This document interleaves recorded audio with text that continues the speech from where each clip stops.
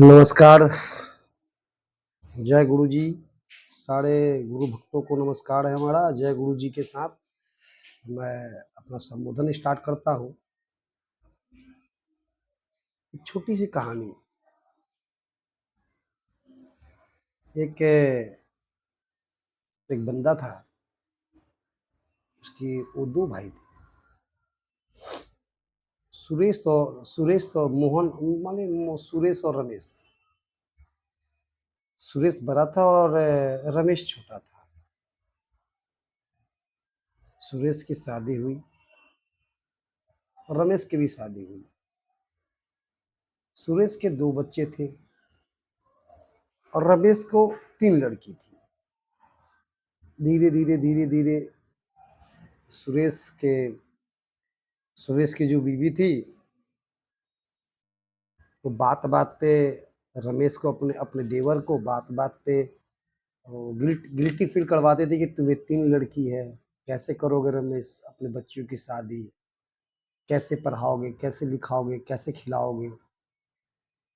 बेचारा रमेश हंसते हुए एक ही बात बोलता था कि देने वाले ने जो दिया है उसे खुशी पूर्वक उसको विश्वास विश्वास पूर्वक और खुशी पूर्वक उसको एक्सेप्ट किया जाए, दूसरा क्या है। मगर सुरेश की रमेश की जो वाइफ थी वो काफ़ी दुखी हो जाती थी।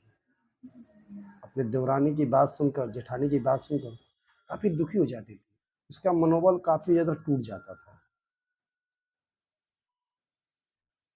कुछ दिन बीतता चला गया, समय बीतता गया।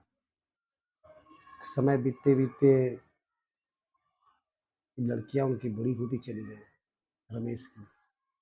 रमेश की एक लड़की पढ़कर डॉक्टर बनी, दूसरा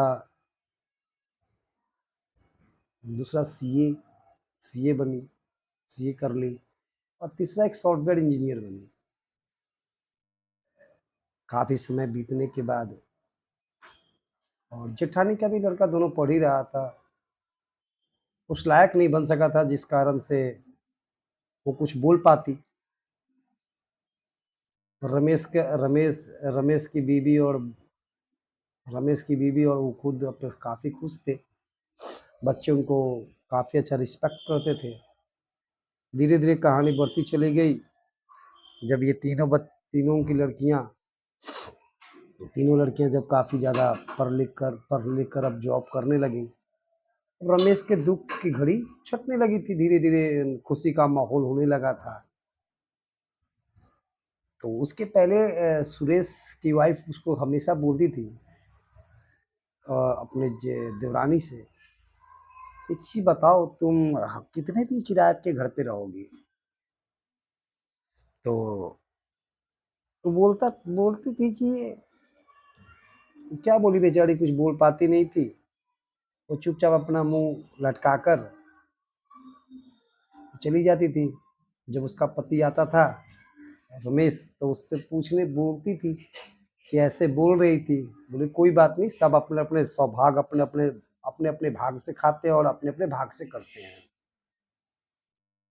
तो चलने लगा कहानी। तो जब बड़ा हुआ, ये लोग, इसकी तीनों लड़कियां जब सेटल्ड हो गई, तो कुछ समय उनके उनके माता पिता क्या था कि शादी का सालगिरह था। ये लोग काफ़ी ज़्यादा खुश थे।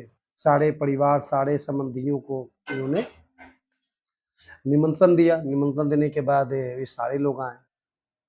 सारे लोग आने के बाद सारे लोग आए और अनाउंसमेंट करती हुई उनकी बेटी, उनकी जो दिल्ली से आई थी बेटी, वो अनाउंसमेंट की।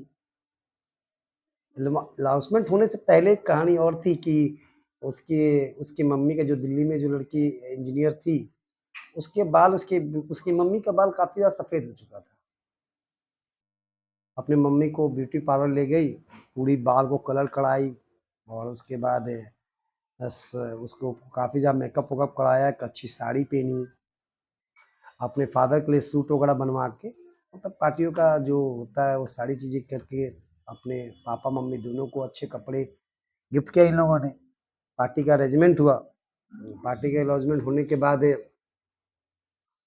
ये सारी चीज़ें हुई।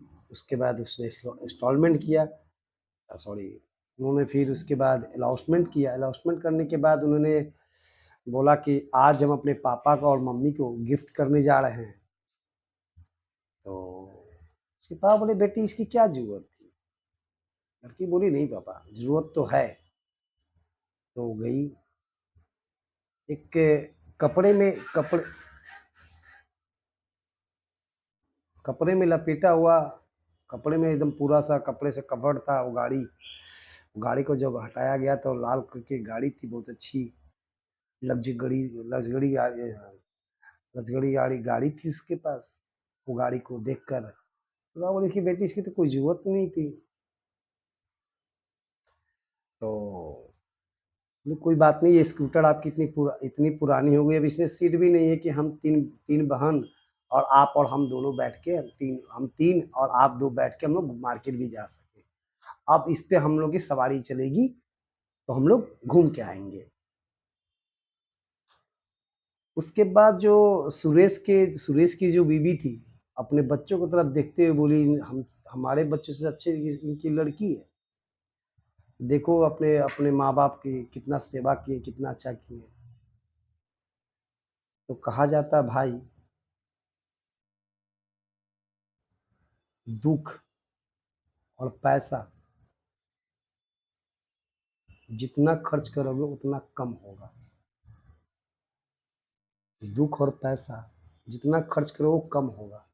इसलिए किसी का मजाक और पैसा जितना उड़ाओगे वो कभी ना कभी हानिकारक हो जाता है।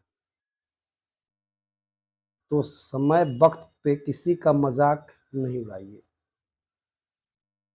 अगर कहानी अच्छी लगी तो फॉलो कीजिए, कमेंट जरूर कीजिएगा आपको कहानी कैसी लगी।